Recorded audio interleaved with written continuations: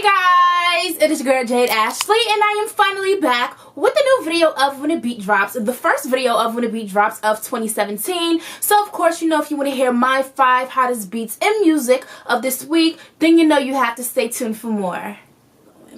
Okay guys, so let's just dive in because we are only in the first week of the new year and already it's been so much going on. So I'm just going to try to go through them. I usually have like more detailed notes, but I just have the topics I want to talk about and I'm just going to talk off the top of my head. So the first thing I have to talk about is Mariah Carey's New Year's Eve performance. So me honestly, like, I wasn't really tuned into like what was going on television at the time when New Year's Eve was going down, because I was like working and stuff like that, so I couldn't really like get into like the New Year's festivities or whatever the case may be. But as I was about to fall asleep and stuff, it was probably like maybe 10-15 minutes after the ball drop, you know, I started seeing people talk about like, oh my gosh, that Mariah Carey performance. So I'm like, what are they talking about? So then I go on like social media and then eventually I'll hit YouTube, and you know how it works. And I was seeing the things that was going on in Times Square and I'm like, damn Mariah, damn. Now y'all know me, I'm definitely an advocate for, you know, respecting the legends and stuff like that. And there's been plenty of times on this channel where Mariah has done things in the past, and instead of bashing her, I would just say I hope she gets it together. But this time, this has to be like the worst. So first things first is everybody was mad because she was lip syncing. Look, this is Mariah Carey. We should know what she do by now. The last time I talked about Mariah was when I talked about the VH1 Divas event that they had like for Christmas and stuff like that. And I was there in person and I said to y'all, she wasn't even singing live. She was lip syncing. So that alone should have just let y'all know, like, okay, 9 times out of 10 we're not going to hear Mariah sing live. So I wasn't even shocked about that. But it was obvious that there was like a lot of technical difficulties, that to the point that Mariah was just like, fuck it, like, you know what, I'm over this shit. Is it over? Because I'm ready to go. Like she then went into her diva moment and stuff like that, and I feel like she pretty much just gave up. Like, obviously all the years that she's had within this game, I'm sure she's dealt with technical difficulties before, but this time she was just over it. She didn't care that she wasn't lip syncing properly, even though we already knew, and I know she knew that we knew that she was lip syncing and stuff like that. So, you know, pretty much they said that Mariah Carey, her career was the last celebrity death of 2016, and she definitely took the last L. And then, you know, a couple of minutes later it was 2017. So I still, like I said, you pay respect, and you know, we can never forget the things that Mariah has done in the past to put her on the pedestal that she is in now. But I'm more interested in seeing what she's gonna do to redeem herself, because like shortly after she was like, you know, shit happens, you're still gonna make headlines and stuff like that. But you know what, I just rather listen and watch old YouTube videos, to be honest with y'all at this point. I don't know what else. And I know she had like this docu-series on like E. I only saw one episode, to be honest, but I mean, from the one episode she seemed pretty cool. She didn't really seem too, you know, extra like I thought she was. But word is that she fired her creative director, which is like the lead dancer or whatever. She fired him. I saw him on the one episode. You know, she was just blaming the network. It was their fault. And I heard she was saying that she didn't have dress rehearsal. What's that thing called? It's not called dress rehearsal. I mean, it's not like dress rehearsal, like theater.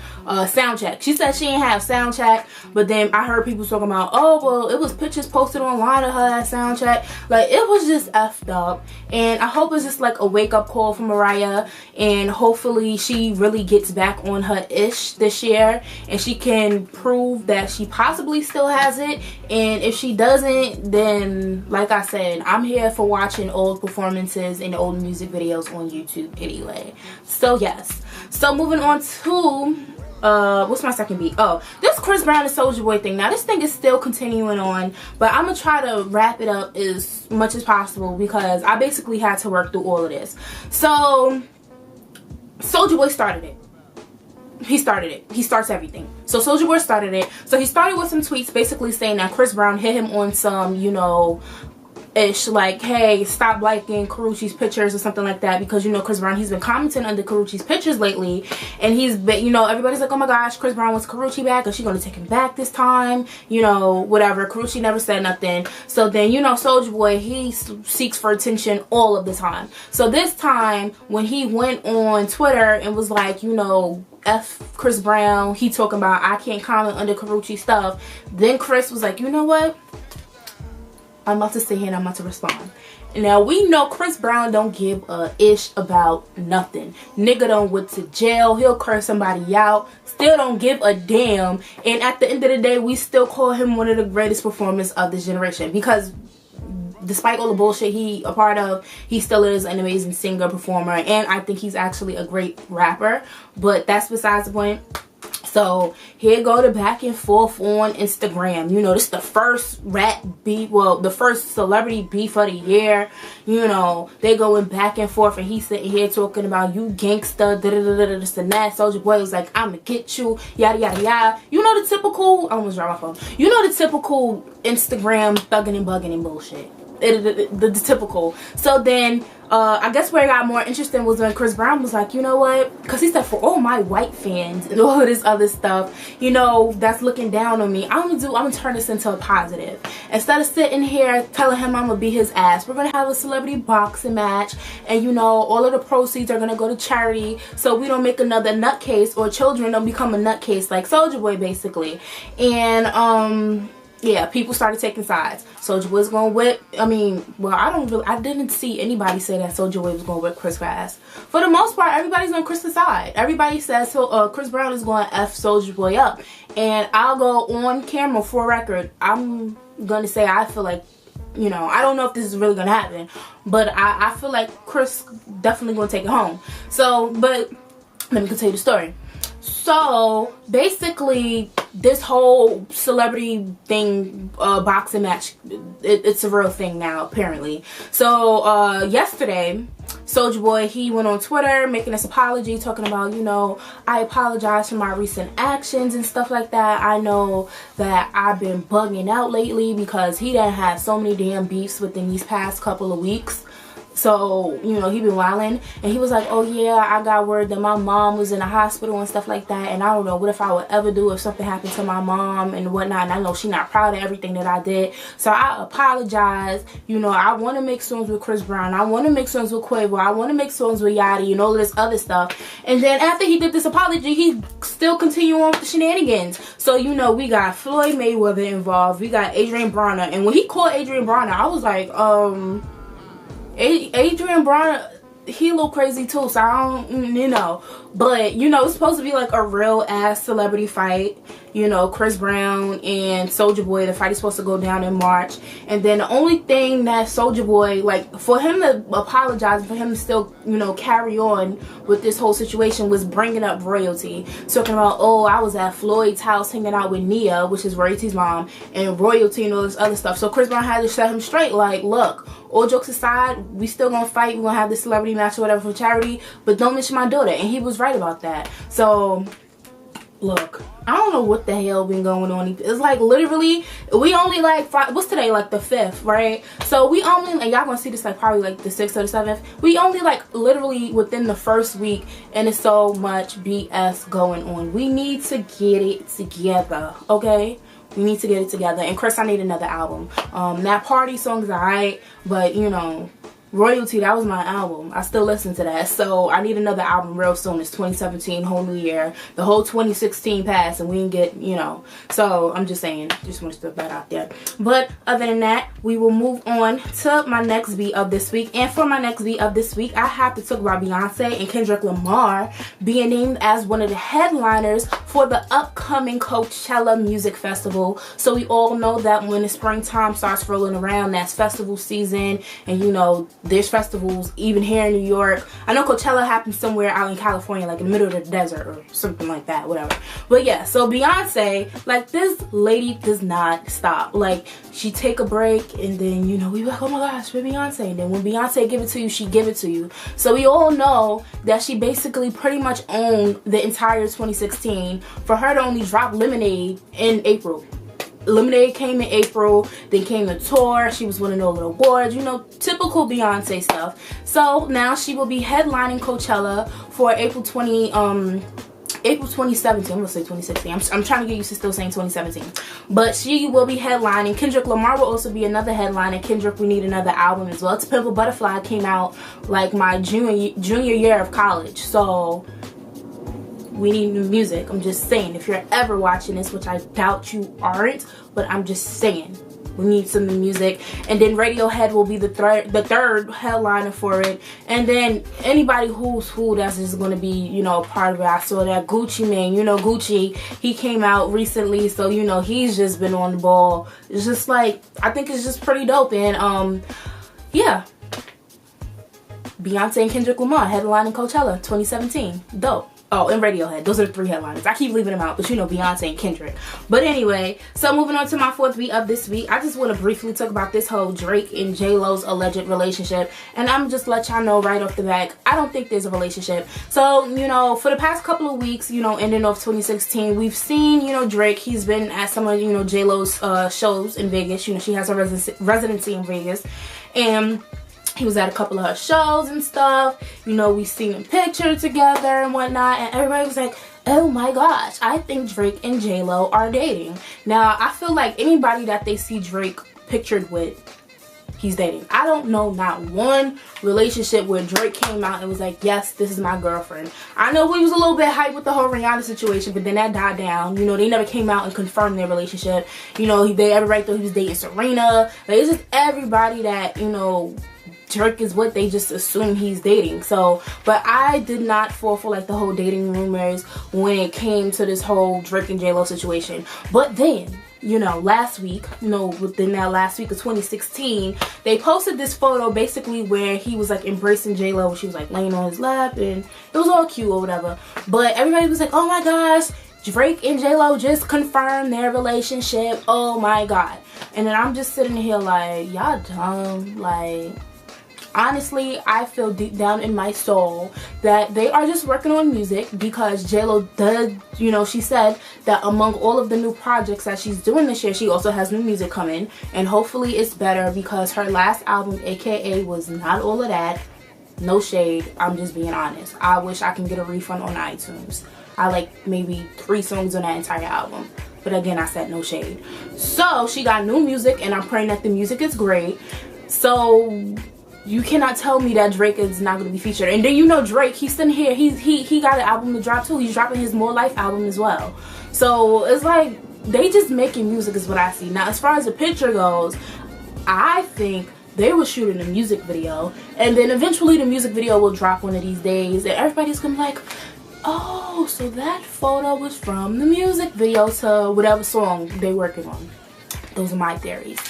But what I want you to do is, I want you to comment below and let me know your thoughts. Do you think that Drake and J-Lo are dating? Or like me, you think it's, you know, just for publicity? You know, they got music coming out. They need to hype it up. That's what I'm feeling. But we will move on to my last beat of this week. And this has just happened today. And this is everybody talking about it. And 9 times out of 10, this is still going to be a hot topic when you guys see this video. And I am talking about the breakup of Nicki Minaj and Meek Mill. Now, this definitely just came out of nowhere. I mean, now rumors have been swirling around that, you know, they broke up, they not together. You know, Nicki Minaj, she'll sit here, post a photo on Instagram, do like a lyrics. I know she posted the lyrics to Beyonce's Best I Never Had. And everybody was like, oh my gosh, did they break up? But they do things like that. They basically make us think that they have broken up. And then after that, they pop up all cuffed up in pictures. So you just never know with them two. So I never really paid it no mind. But today, Nicki Minaj, she tweeted on her Twitter, she was like, just to confirm, I am single and I'm working on new music. So happy new year. So you know, everybody went crazy. Everybody was like, oh my gosh, it's the beginning of the year and Meek Mill is already taking L's like it ain't nothing. Everybody took about Safari. You better go get your girl back. Like just overboard. Like, bruh, they're regular people. Like, they break up. The only thing about it is, I'm sure they probably already broken up more prior to us knowing about it this time. It's just that, you know, she made it public. Now maybe she's serious about working on that music because, you know, her barbs, they've been asking her for new music and she only gave us like what, 2-3 freestyles in the whole year of 2016. So, but she was also on tour as well. But you know, long story short, they are over. Meek Mill, he wants to be petty, you know, throw shots on social media or whatever. But I think deep down inside he's really hurt, because when him and Nicki got together, he was so happy. Cheese and ear to ear, like he was just so happy. It was like, oh my gosh, Meek finally got his dream girl. I don't know what happened, why they broke up, but you know, this is how we start in 2017. We got legends losing their mind on stage, rumored relationships that we knew about, like just, yo, it's been a lot. So those are my 5 hot beats of this week, and yeah, so okay guys, so I want to thank you for tuning into this first video of 2017. And of course, you know I have to end every single video by reminding you guys to comment, like, subscribe, and share. It would definitely be appreciated. I have one quick note to leave you guys with. Now, like I said, it's been a lot going down in this first week of 2017, but one good thing that did come out of this week was Janet Jackson. She welcomed her first child. You know, they say she got another child with one of the DeBarges, but you know, the first child that she gonna confirm, you know, her and her husband, they welcomed the baby boy, and I can't pronounce his name, but I'll put it here. So congrats to the couple. Other than that, I have to leave you with my song of the week, and one person who's been killing it musically this first week is my homie Tory Lanez. Now y'all know how I feel about him. I love his music. So he dropped 2 new mixtapes on New Year's. He did the New Toronto 2, and he also did the Chicks Tape 4. And like, to me, I feel like he is awesome at what he does. So you know, I'm gonna just for right now give him the title of Sample King. So a lot of people kind of got upset, like, oh my gosh, he's always, you know, stealing people's songs and sampling them and this and that. I don't think y'all really know the origination, or is that a word? I don't think y'all really know like what mixtapes originated from. Basically what it is an artist takes a song of another artist and they sit there and they make the song their own. Like, you know, we get mixtapes now, but mixtapes is more consisted of like original music. But when mixtapes started, you know, you take another artist, you know, mostly it was the rappers. It was like, you know, another artist beat and stuff like that, and you do your own thing on it. That's what it was about. So I feel like that he's definitely sticking to the origins when it comes to what mixtapes are. And he sat here, he was going back a couple of years, and he was doing all the hits. I know he did Pretty Ricky Grind on Me. He did Ashanti and Fat Joe Was Love from the Joanna Man soundtrack. I remember that song. But the song that definitely stuck out to me, that was my favorite of them all. And when I heard he did this, I was like, no, he did not. No, he did not. And that's when I was like, nah, I need to hurry up and download this. And that is the Proud Family. So we all know the Proud Family, Disney Channel, one of the best cartoons from our childhood. Homeboy took the theme song that was sung by Destiny's Child and Solange, and he remixed that, and he did his own song. And that's definitely my favorite off of Chicks Tape 4. And like I said, I'm just going to give him the title for right now, you know, until somebody else can prove to me personally that they're deserving of this title. And I'm just going to give him the title of Sample King. So my song of the week is going to have to go to Tory Lanez, Proud Family, off of his latest mixtape, Chicks Tape 4. And I'll definitely be sure to put that on my blog. I didn't really do like New Year's resolutions and whatnot, because I'm just lying. That's what it is.